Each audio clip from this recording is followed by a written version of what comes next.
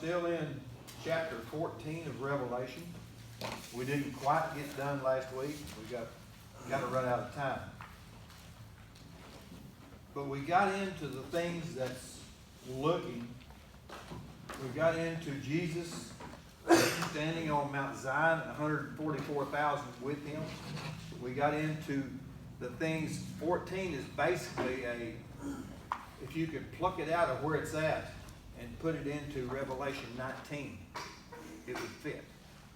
Because we're looking at a time where we've talked about taking pauses whenever the scripture, it's something that I never really understood till we got to study.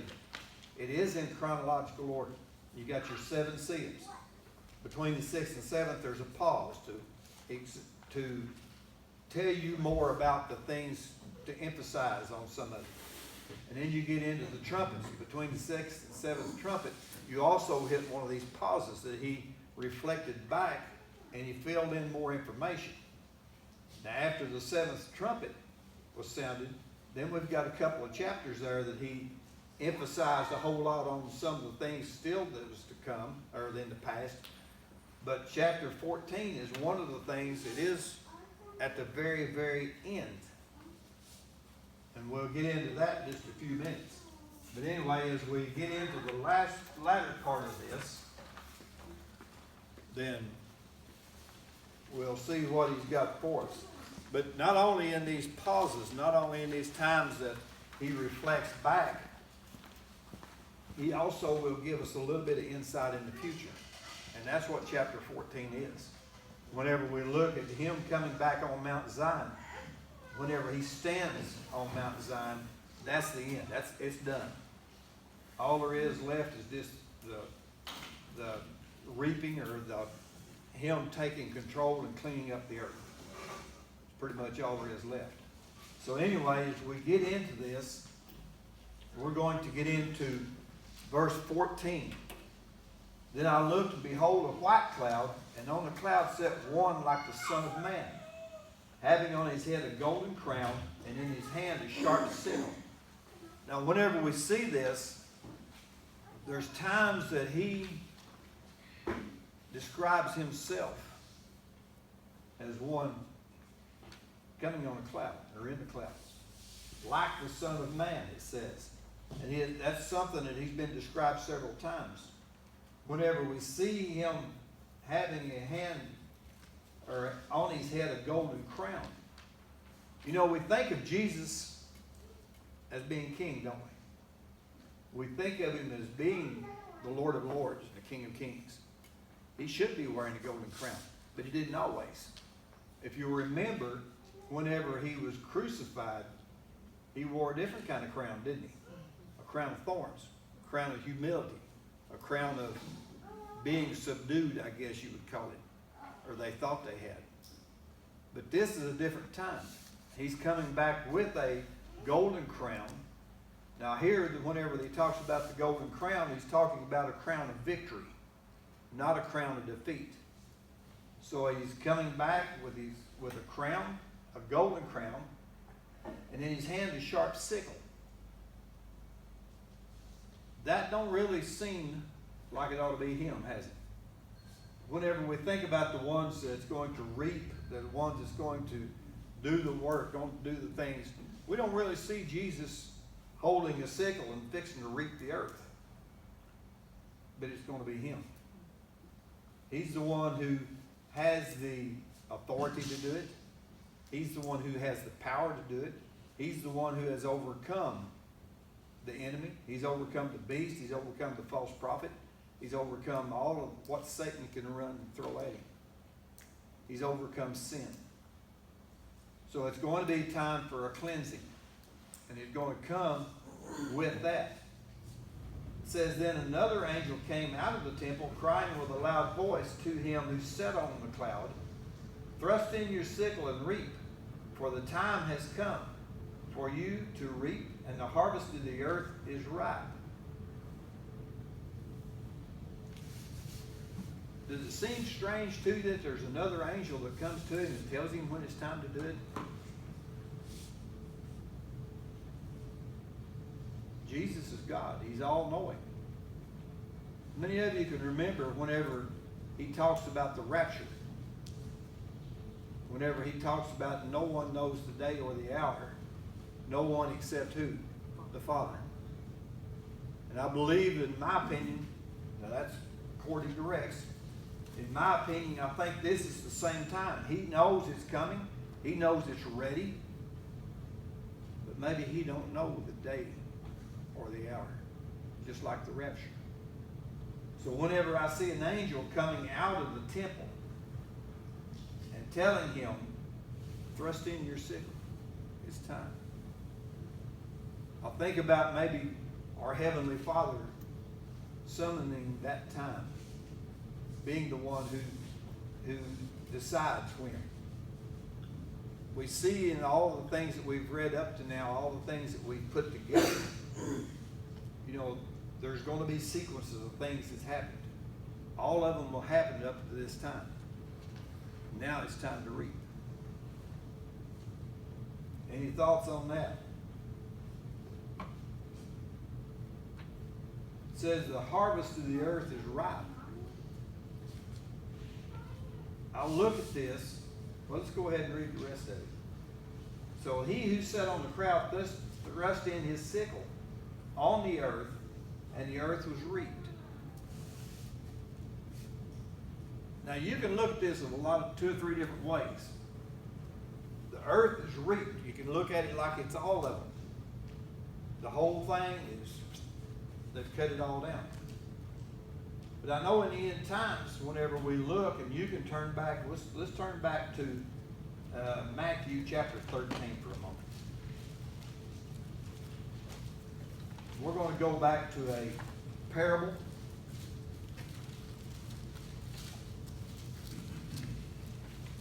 You may get there before I do. But Jesus taught in parables. Whenever he told them, whenever he brought it forth, then there's a couple of instances here in Matthew 13. Let's read 24 through 30. Get here where I can find it. It says, and another parable he put forth to them, saying, the kingdom of heaven is like a man who sows good seed in the field. But while men slept, his enemies came and sowed tares among the wheat and went his way. But when the grain was sprouted and produced a crop, then the tares were also appeared. So the servants of the owner came and said to him, Sir, did you not sow good seed in the field? Then they did. How then does these have tares? And he said to them, the enemy has done this. The servant said to him, do you want us to go and gather them up? But look what he said. He said, no, not lest you also gather up the tares and also uproot the wheat with them. Let both grow together until the harvest. And at the time of harvest, I will say to the reapers, first gather together the tares and bind them into bundles and burn them, but gather the wheat into my barns. And he said a little bit further on in 36, let's just read that while we're sitting here. Then Jesus sent the multitude away and went into the house, and his disciples came to him, saying, explain to us the parable of the tares of the field. And he answered and said to them, he who sows the good seed is the Son of Man. The field is the world. The good seeds are the sons of the kingdom, and the tares are the sons of the wicked one. The enemy who sowed them is the devil. The harvest is at the end of the ages, and the reapers are the angels. Therefore, as the tares are gathered and burned in the fire, so it will be at the end of the age. The Son of Man will send out his angels, and they will gather out of his kingdom all things that offend and those who practice lawlessness, and will cast them into a furnace of fire. There will be wailing and gnashing of teeth, but the righteous will shine forth as the sun in the kingdom and their Father. He who has ears, let him hear. So he's explaining what's going to happen here. Whenever the earth is reaped, there's going to be the good and there's going to be the evil, ain't there? So we see how that whenever he talks about this, whenever he talks about the earth being reaped, cast in his sickle. Is he going to take everybody and then sort them out, or is he going to take out the ones that are truly to him? Whenever he talks about the harvest is ripe, now this is not going to be the rapture. It's going to be the second rapture.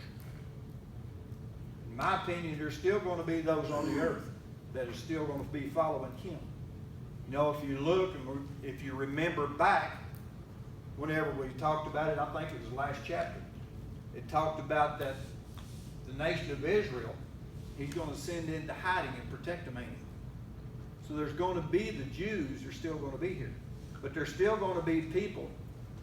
You know, I think of the 144,000 that we just talked about. They're with him. They hadn't made it to heaven yet.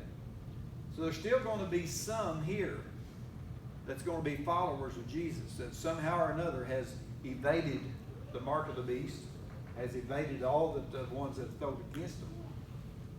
So he's talking here, I believe, he's talking here that there's going to be a rapture, more or less, I guess. And he's going to take out all the ones who are following him. And that's only going to leave what on the earth? The wicked. So therefore, we get into the next gathering. Verse 17. Then another angel came out of the temple, which is in heaven, he also having a sharp sickle. And another angel came out from the altar, who had power over fire.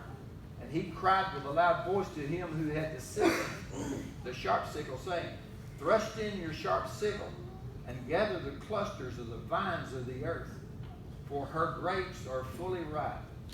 So the angel thrust his sickle into the earth, and gathered the vines of the earth, and threw them into the great winepress of the wrath of God. When I see this, and I underlined it in my Bible because it says the cluster of the vines of the earth.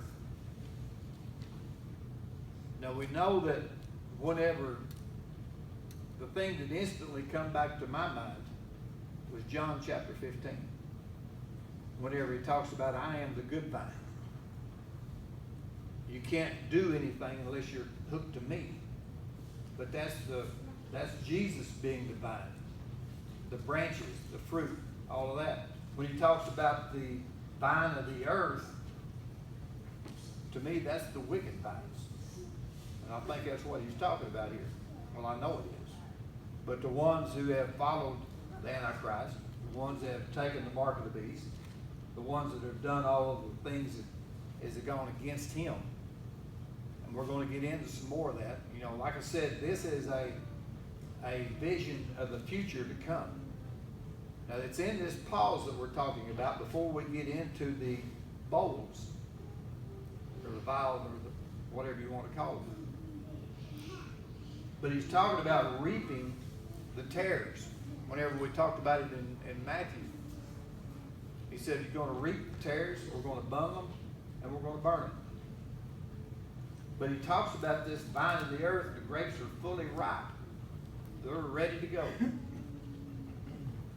So what he's talking about here is blood, right? Because Yes. they're going to be, they're going to be crushed, I guess is what They're going to be crushed. They're going to be, well, that'd be the best way to put it. They're going to be conquered, I guess, and stomped under your feet. So he thrust in the sickle into the earth, and he gathered the vines of the earth and threw them into the great winepress of the wrath of God. Now, I don't know about you, but I don't want to be in that winepress. Whenever we think about the grape or about the other things, well, even grapes, whenever they make wine, what they do is throw them in the vat and they stomp them till the insides come out and all the juice runs out of it. But that's something that they're going to be crushed. But what they're going to be crushed is not going to be good. We talked about last week about the up to the horses' bridles. Yeah. We're going to get into that here in just a minute. Actually, it's in this verse. And the winepress was trampled outside the city, and the blood came out of the winepress up to the horses' bridles for 1,600 furlongs. Now, we talked about this, I think a week ago Sunday night, when we talked about the battle of Gog and Magog and the battle of the saints, the Antichrist against the saints, against the two witnesses. Then we talked about Armageddon. Whenever we look at this, he's talking about Armageddon here, because the rest of them has not come to the end of the tribulation yet. This has. Whenever he comes with 144,000, when he puts his feet on the Mount Zion, it's over. That's when he comes back to take care of all the things that's taking place on the world. Hey Rex, if you don't mind, if you go back to Joel, this always brings me back to that. I have it in my notes, but I don't know if you have it in yours. But anyway, turn to Joel chapter 3. And it also tells exactly about this going to happen. But Joel chapter 3, if you start in 11, well, actually, yeah, we'll start in 11. But it says, assemble and come, all you nations, and gather together all around, because your mighty one, or cause your mighty ones to go down there, O Lord. Let the nations be wakened and come up to the valley of Jehoshaphat, for there I will sit to judge all the surrounding nations. Put in the sickle, for the harvest is ripe. Come, go down, for the winepress is full, the vats overflow, for their wickedness is great. And this, to me, this next verse is, it's always kind of it's saddening. It says, multitudes, multitudes in the valley of decision. For the day of the Lord is near in the valley of decision. The sun and moon will grow dark, and the stars will diminish their brightness. The Lord also will roar from Zion and utter his voice from Jerusalem. The heavens and the earth will shake, but the Lord will be a shelter for his people and the strength of the children of Israel. So you shall know that I am the Lord your God, dwelling in Zion, my holy mountain. Then Jerusalem shall be holy, and no alien shall ever pass through her again. Anyway, I just think that, that right there explains exactly what you just, yeah. Pretty well sums it up what he's fixing to do. He's fixing to take the entire world as we know it, and he's fixing to pass judgment on them. First, he takes out the ones who have followed him. Like I said, that's, to me, would be the second rapture. Now, a lot of people probably think, well, that's when all of the rapture takes place. I don't think so. I think we're going to be raptured out at the beginning of the tribulation.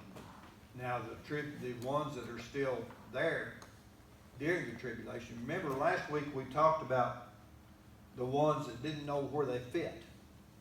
The ones that came after the tribulation, but they were saved during the, or ones that were raptured out at the beginning, but they were saved during the tribulation, and they didn't really know where they fit. So he's going to clean up, and he's going to take all of those at the end, those who were not killed, the ones that are Israel, that he's put into protection. He's going to have to bring them out at some point. And I feel like this one he's talking about doing it at the beginning on the first one. But this here is the winepress, is the evil ones, the ones that have taken the mark of the beast, the ones that have followed the Antichrist and done all the things that they have. But he says that they are trampled outside the city. And the blood came out of the winepress up to the horses' bridles.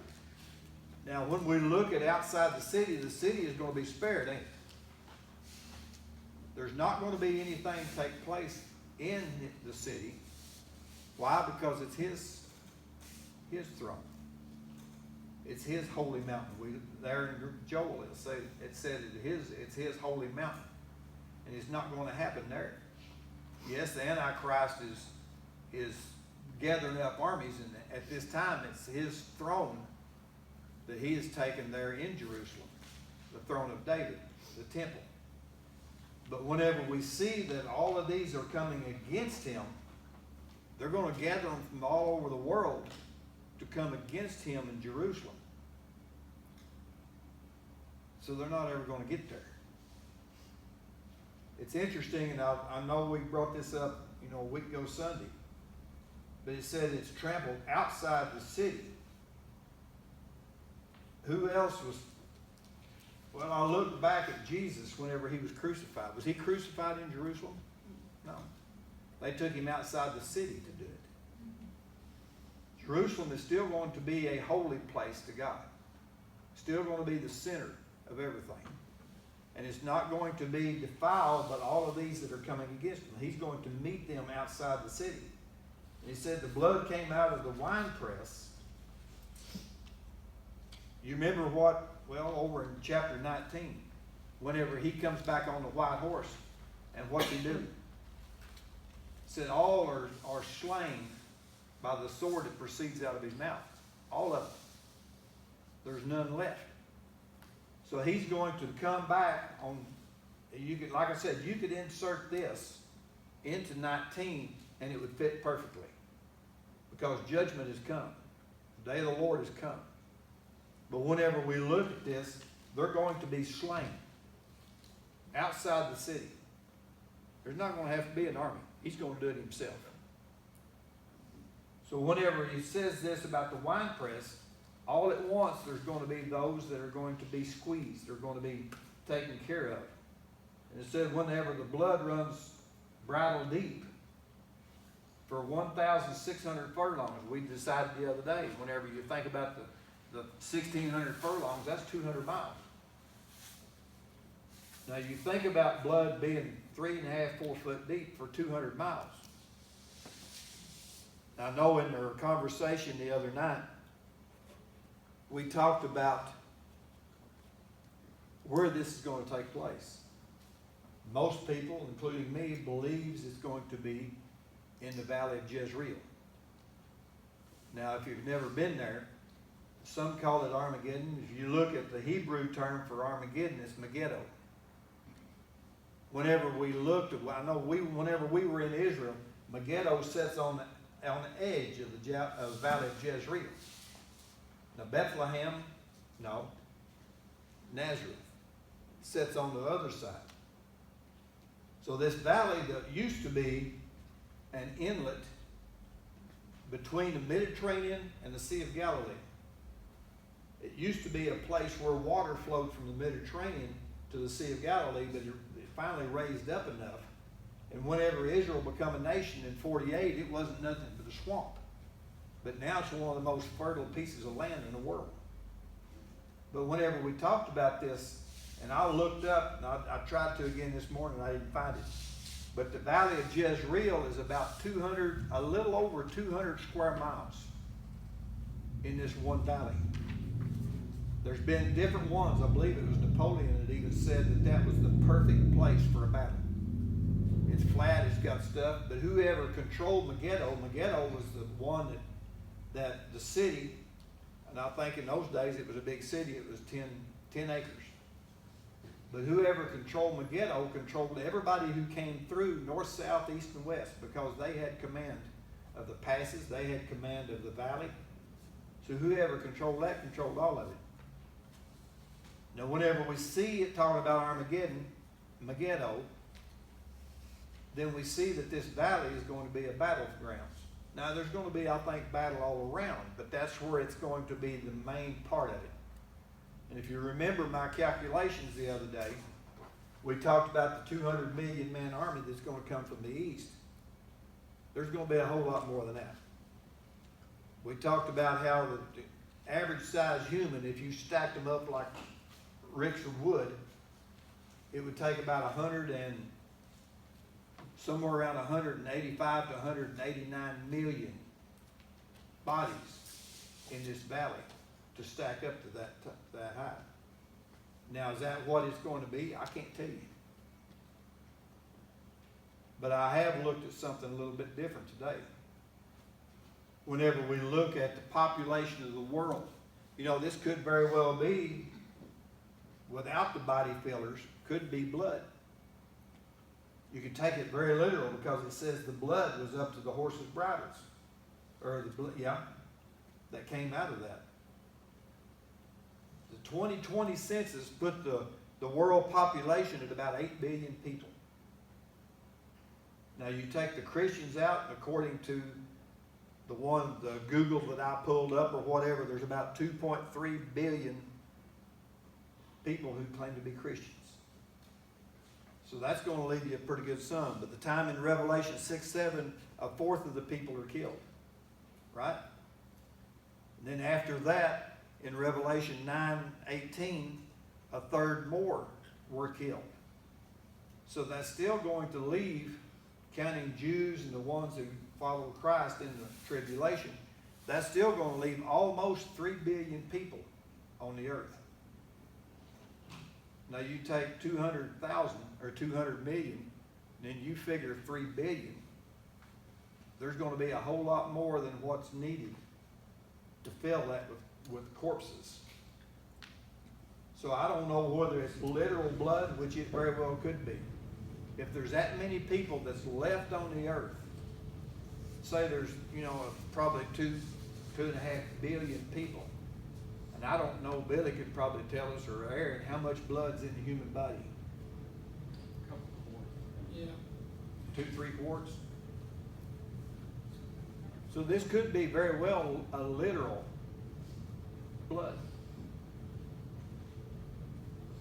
That's going to be a stinking mess, ain't it? But we're not going to be here to see it. We're going to come back with it.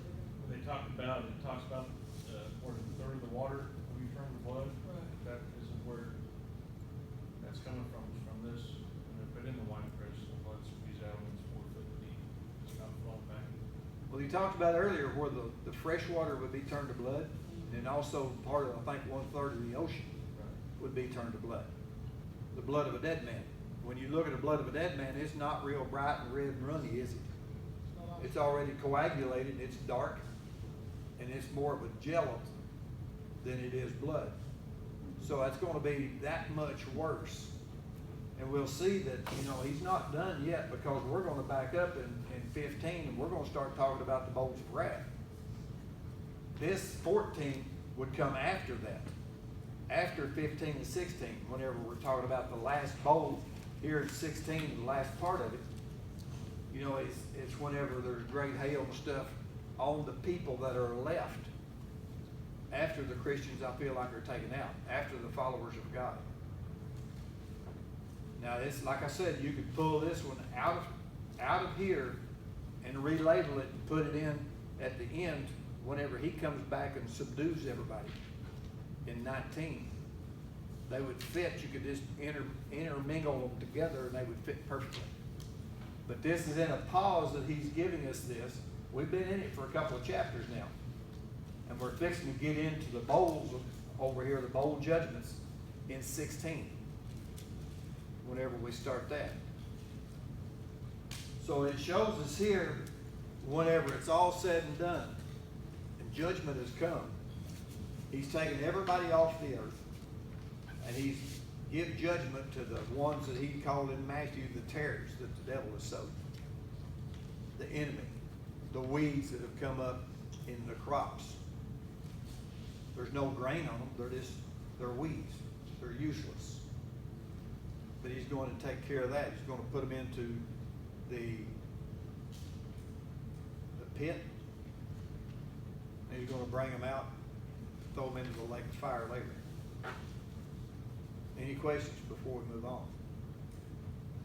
I'm sure Rhonda could probably answer them if there is. She's taught this, Jana's taught it. There may be some more of you just taught it. I feel pretty insufficient.